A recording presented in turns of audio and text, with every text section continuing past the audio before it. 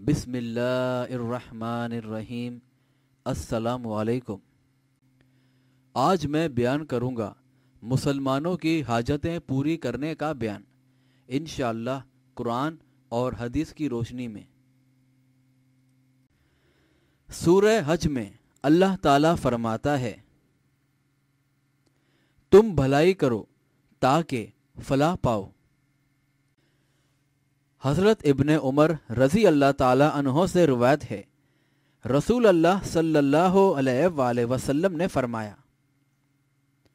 مسلمان کا بھائی ہے، نہ اس پر ظلم کرتا ہے نہ اس کی مدد چھوڑتا ہے۔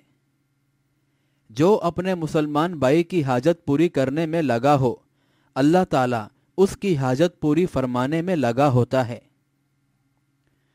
اور جو کسی مسلمان کی پریشانی دور کرتا ہے، اللہ تعالیٰ اس کی وجہ سے اس کی قیامت کی پریشانیوں میں سے کوئی بڑی پریشانی دور فرما دے گا۔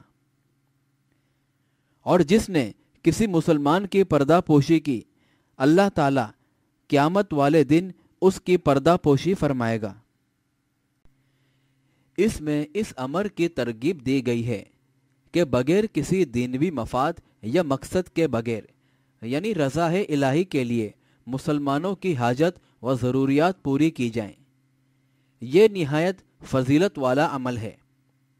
ایسے شخص کی حاجات خود اللہ تعالیٰ پوری فرماتا ہے، اور آخرت میں اس کا جو اجر عظیم ملے گا وہ الگ ہے۔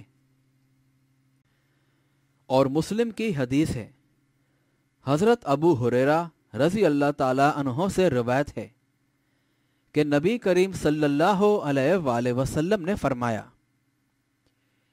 جس نے کسی مومن سے دنیا کی تکلیفوں میں سے کوئی تکلیف دور کی، اللہ تعالیٰ اس کی قیامت کی تکلیفوں میں سے کوئی بڑی تکلیف دور فرما دے گا۔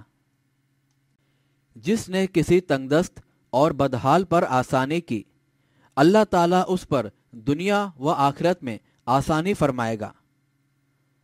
جس نے کسی مسلمان کی پردہ پوشی کی، اللہ تعالیٰ دنیا و آخرت میں اس کی پردہ پوشی فرمائے گا۔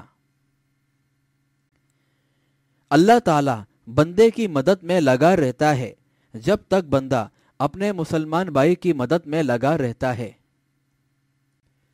جو ایسے راستے پر چلتا ہے جس میں وہ علم یعنی دین تلاش کرتا ہے، اللہ تعالیٰ اس کے ذریعے سے اس کے لیے جنت کا راستہ آسان فرما دیتا ہے۔ اور جو لوگ بھی اللہ کے گھروں میں سے کسی گھر میں جمع ہو کر اللہ کی کتاب کی تلاوت کرتے اور آپس میں اس کی تدریس سیکھتے یا سکھلاتے ہیں، تو ان پر اللہ کی طرف سے سکینت نازل ہوتی ہے، انہیں رحمت ڈھانپ لیتی ہے، فرشتے انہیں گھیر لیتے ہیں، اور اللہ تعالیٰ ان کا ذکر ان فرشتوں میں فرماتا ہے جو اس کے پاس ہوتے ہیں، اور جس کو اس کا عمل پیچھے چھوڑ گیا، اس کا نصب اسے آگے نہیں بڑھائے گا۔ بہرحال اس حدیث میں اہم باتیں بیان کی گئی ہیں، مثلا تنگ دست پر آسانی کرنے کی فضیلت، اور علم شریعت حاصل کرنے کی صحیح و کاوش کی فضیلت، اور قرآن کریم کی تلاوت اور اس کے درس و تدریس اور افہام و تفہیم کے لیے اجماع کی ترغیب و فضیلت، اور یہ جو گھروں میں ختم قرآن کی محفلیں منعقد کر کے ان سے فوت شدگان کی بخشش و مغفرت کی امیدیں وابستہ کی جاتی ہیں، یہ الگ صورت ہے جو ایک رسم و رواج سے زیادہ کوئی حیثیت نہیں رکھتی۔ کوئی کام خلاف سنت نہیں ہونا چاہیے۔ بہرحال اس حدیث میں نسبت پر اعتماد کرنے کے بجائے اعمال صالحہ اختیار کرنے کی ترغیب و تلقین کی گئی ہے۔ یہ حدیث ان لوگوں کے لیے باعث عبرت ہے جو اعمال صالحہ اور اخلاق عالیہ کی طرف کوئی توجہ نہیں دیتے، اور صرف خاندانی عزت و شرافت پر اتراتے ہیں۔ اور یہ تھا مسلمانوں کی حاجتیں پوری کرنے کا ایک مختصر سا بیان۔